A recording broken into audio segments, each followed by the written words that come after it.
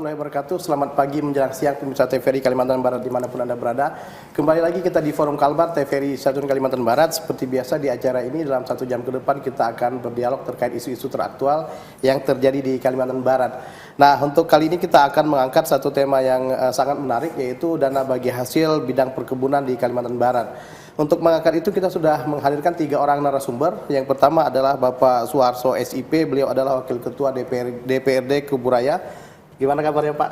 Alhamdulillah. Sehat baik. Pak ya? Alhamdulillah. Oke, selamat datang di studio kami Pak. Oke, kemudian yang kedua kita juga menghadirkan Bapak Denny Amiruddin SHM Hum.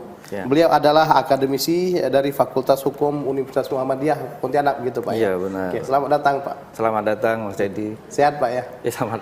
Oke. Sehat alhamdulillah.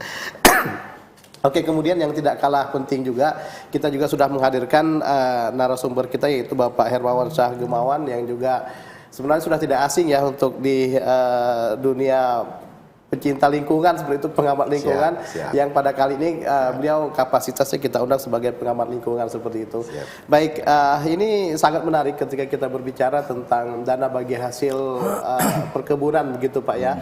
Nah, kita tahu mungkin tidak banyak provinsi yang memiliki areal perkebunan melebihi Kalimantan Barat seperti itu.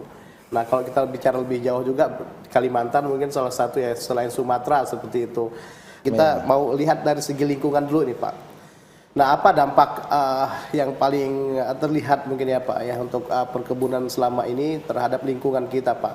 Karena kita tahu juga perusahaan ini kan juga ketika mereka ingin mendirikan perusahaan bidang perkebunan juga tidak tiba-tiba datang saja, sudah ada proses juga, ada namanya AMDAL dan sebagainya. Tetapi apakah masih ada dampak lain yang belum dalam tanda kutip itu terkendali begitu Pak? Silakan Pak. Ya, yang jelaskan secara faktual di daerah perkebunan yang existing gitu ya, misalnya di Kuburaya gitu yang sekian ratus ribu hektar tadi itu, problem umumnya kan itu kan 2 saja sebetulnya. Satu soal dampak ekologi tadi itu, yang secara teknis itu bisa dicek gitu ya, di luar dari selain juga soal mungkin ada konflik lahan dan seterusnya. Tapi yang selanjutnya itu yang paling pokok itu juga soal kemiskinan.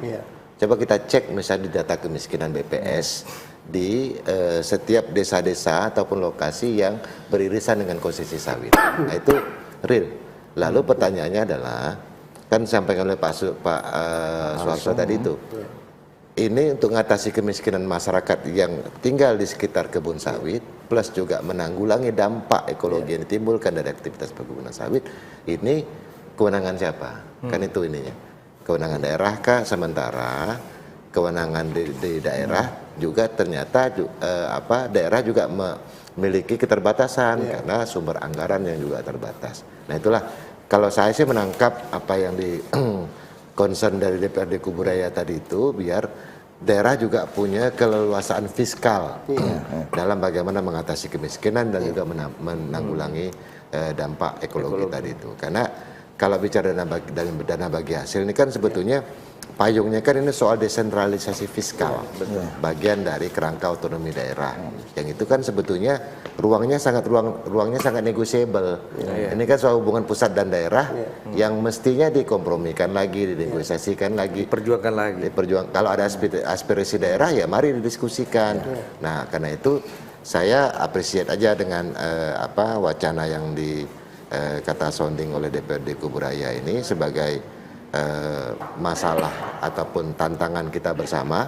Mari kita cek lagi, baca aturannya, apakah sudah proporsional, apakah sudah adil dan seterusnya, sehingga bisa menjawab soal-soal faktual yang tadi itu, kemiskinan dan dampak ekologi. Karena selain tadi itu secara teknis kan, selain PBB dan BPHTB, ternyata kan tadi soal bagi hasil dari produksi ini kan belum masuk ke daerah. Belum. Adapun selama ini tuh hanya pada daerah yang ada pelabuhan ekspor.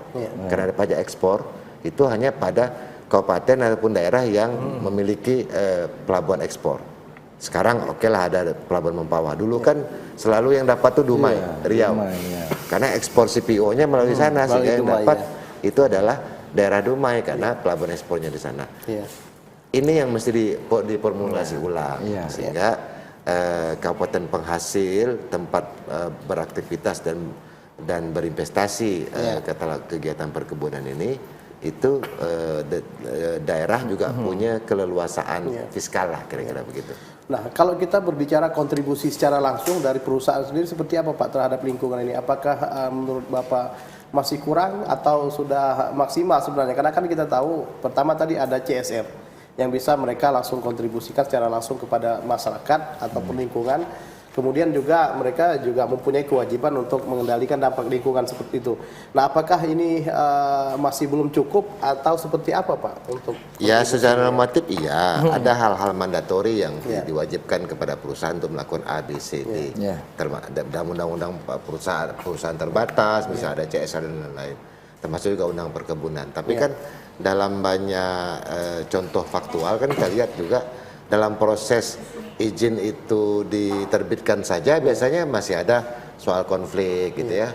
AMDAL itu kemudian tidak menjadi dokumen yang betul-betul bisa memotret seperti apa problem di lapangannya. Misalnya masyarakat yang berkonflik itu tidak diajak dalam proses pembahasan AMDAL. Padahal kan AMDAL ini kan sebetulnya semacam bisa menjadi early warning system juga supaya kegiatan investasi perkebunan itu tidak menimbulkan dampak lingkungan. Nah, soal-soal itu yang selama ini itu jadi gini, orang kalau perusahaan sih saya per aja melihatnya, orang berusaha kan ingin cari untung.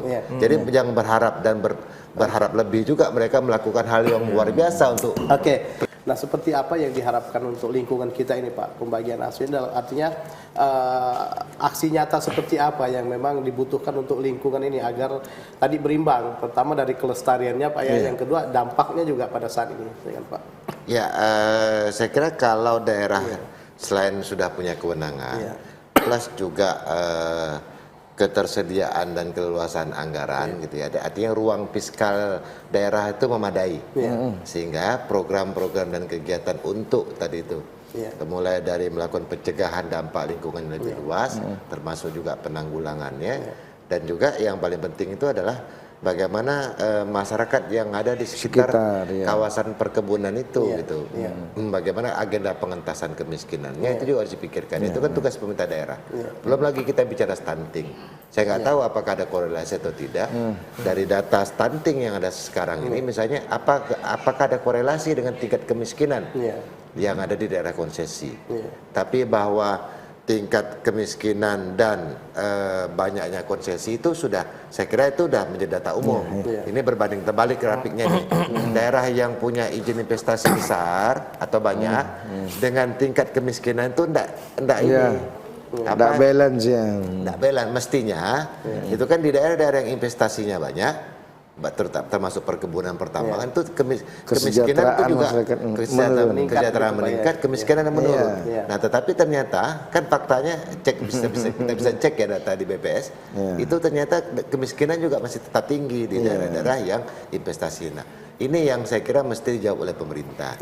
Nah, karena itu saya kira inisiatif dari DPRD Kuburaya plus juga tentu dengan pemerintah kabupaten itu saya kira sangat baik gitu ya untuk bagaimana daerah punya ruang fiskal yang memadai dalam menjawab katakanlah potret empiris tadi yang kata Pak Denny tadi itu di lapangan. Karena kalau nggak begitu debat kita ini nggak produktif. Maksudnya dari dulu kayaknya kita ngomong soal hubungan pusat daerah ini kan sejak reformasi.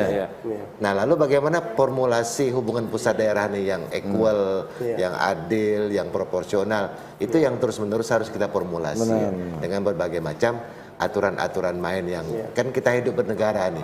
Ya penting kan negosiasinya itu ada batasan. Hal-hal yang misalnya terkait dengan prinsip ketatanegaraan dan lain-lain, misalnya NKRI agama oke gitu kan. Hubungan mana yang tetap menjadi kewenangan pusat dan daerah itu tinggal dinegosiasikan. Karena kan sejak 99 kan sebetulnya model dan transformasi kita bernegara ini kan juga mengalami perubahan gitu. Jadi ada model dan transformasi sistem ketatanegaraan gitu kan, yang itu tentu bawa konsekuensi yang begitu luar biasa. Dulu sebelum 99, sebelum reformasi nggak begini ceritanya, tetapi kan setelah reformasi, nah oleh karena itu penyesuaian yang adaptif saya kira terkait dengan bagaimana relasi pusat dan daerah ini yang perlu terus diformulasikan. Yang penting ruang negosiasinya dibuka, jangan ditutup. Ini bukan soal daerah yang melawan pusat, bukan. Tapi soal bagaimana pusat juga mengerti dengan apa yang diinginkan oleh daerah. Saya kira itu. Nah, kira-kira seperti apa kontribusi yang dibutuhkan untuk menjaga kelestarian ini, Pak? Agar tadi setidaknya pertama kita bisa menjaga dampak saat ini, dan ada yang kita tinggalkan untuk anak cucu, kata Pak Wakil tadi. Silakan, Pak. Ya, kalau bicara dosa itu memang prinsipnya kita akui dulu, kita akui. Tapi juga nggak mesti kita sesali, bahkan mengutuk diri, kan begitu. Nah, tinggal bagaimana ke depan kita memperbanyak perbuatan-perbuatan baik, kan gitu.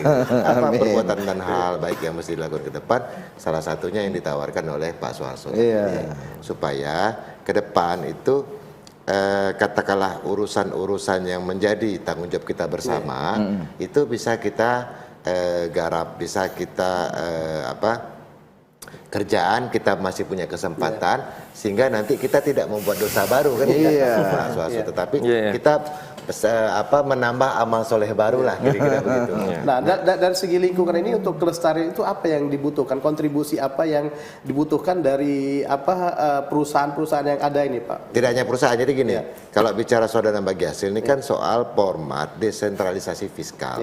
Desentralisasi fiskal pemerintah pusat ke daerah itu kan melalui transfer dana ke daerah dan juga dana desa.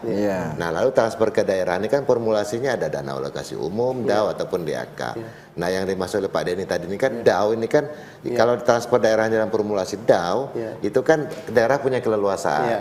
Nah, tetapi ada juga yang dana alokasi khusus, ini yang istilahnya bantuan yang diarahkan kira-kira. Nah, buat saya yang penting ruang diskusi dan negosiasi itu dibuka. Jadi misalnya, boleh saja ada rambu-rambu yang dimaksud tadi dana insentif daerah misalnya. Untuk dana bagi hasil di sektor perkebunan itu diarahkan pada program-program dan kegiatan yang bermuara pada misalnya tadi itu pengentasan kemiskinan, pelestarian lingkungan, pengendalian dampak dan seterusnya. Itu rambu-rambu. Tapi dananya harus ada dulu gitu ya. Ya, yang penting ada. Tapi soal rambu tadi itu boleh dinegosiasikan supaya dia. Karena kan biasa gini, kalau kita berpikir sebagai orang pusat, kan kira-kira begitu. Ini nggak mau juga ngasih dana gelondongan gitu. Nah, tapi harus ada tanggung jawab juga. Harus melekat juga tanggung jawab. Nah, karena itu biasanya lebih pas itu masuk di formulasi dana alokasi khusus. Jadi dia anggarannya itu juga sudah mengarah pada sektor program dan kegiatan, kira-kira begitu. Sehingga berdampak langsung terhadap masalah yang tadi itu soal kemiskinan, soal dampak ekologi. Jadi dasar kita untuk katakanlah menyuarakan ini, kemudian nanti pada akhirnya ketika itu menjadi formulasi kebijakan, maka sudah diimplementasikan, dia betul-betul sebagai amal soleh baru, bukan tidak lagi menggali dosa baru, kan begitu maksud Pak. Baik. Nah, karena terus gini, ini belum lagi kita bicara soal sektor perkebunan yang existing ini di kawasan hutan saja itu masih banyak, lebih hampir separuh. Di Kalbar ini perkebunan di kawasan hutan ini juga nggak diurus. Yang diurus malah kasus Duta Palma Bengkayang kan. Ini belum lagi uang negara yang belum terambil sebagai potensi penerimaan negara, itu aspek juga pidananya. Nah, itu juga sebetulnya ada hak daerah. Baik, terima kasih kami ucapkan atas waktunya, Pak. Baik, pemirsa, demikian dialog kita pada siang hari ini. Terima kasih atas perhatian Anda. Assalamualaikum warahmatullahi wabarakatuh. Selamat siang dan salam sejahtera bagi kita semua. Terima kasih banyak, Pak. Tabarakallah.